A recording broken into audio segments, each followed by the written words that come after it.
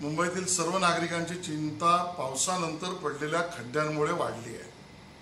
रस्त्यावर, हायवेवर, आतील रस्त्यांवर सुद्धा खड्ड्याचं प्रमाण आणि त्याच्या तक्रारी या नागरिकांच्या आपण पाहतो। आज मुंबई महानगरपालिका आयुक्त, MSRDC, MMRDA, जिल्हाधिकारी, बॉम्बे पोर्ट ट्रस्ट सहित सर्व विविध व्यवस्थात्मक प्रशासकीय अधिकाऱ्यांबरोबर मी बैठक घेतली।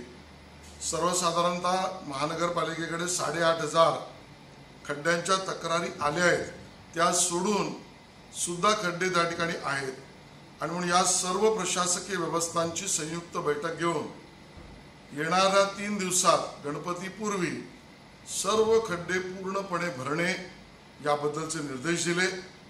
मुंबई महानगरपालिका जी मास्टिक तंत्रज्ञान टेक्नॉलॉजी वापरते ती आतापर्यंत ज्या ठिकाणी खड्डे भरले त्यामध्ये वाहतुकीसाठी उपयोगाची ठरली त्याच मास्टिकचे झोनल वाईज जे ऑलरेडी कॉन्ट्रॅक्टर अपॉइंट केले आहेत त्यांच्याकडनं हे काम करून घेणे याबद्दलही चर्चा करून माननीय आयुक्तांनी निर्देश दिलेत। याच पद्धतीच्या तंत्रज्ञानाचा वापर करून MSRDCचा, वाकोल्याचा, विक्रोळीचा, गोरेगावचा विविध ठिकाणच्या ब्रिजेसवर, पुलांवर पडलेल्या खड्ड्यांमुळे सुद्धा ट्रॅफिक वाढत आहे, त्यातही त्याचा उपयोग करून ते रस्ते जर MSRDCने भरले नाही तर महापालिका भरणार अशा पद्धतीचे निर्णय आणि निर्देश त्या ठिकाणी दिलेत।